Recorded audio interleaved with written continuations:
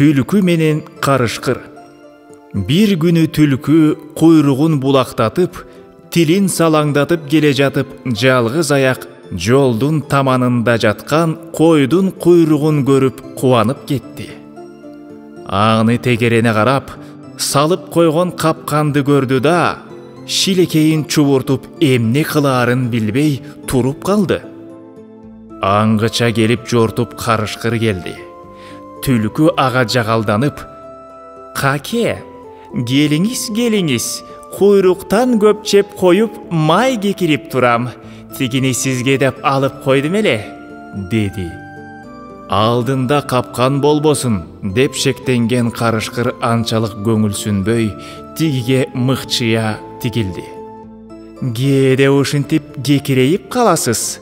Жебесеңиз өзүм үйгө алып кетейин», деп түлкү баягы май куйрукка тап бергенде, карышкыр түлкүдөн мурда озунуп сугунмак болду эле, тумшугу капканга чабылып калды. Капкандагы куйрук четке ыргыды.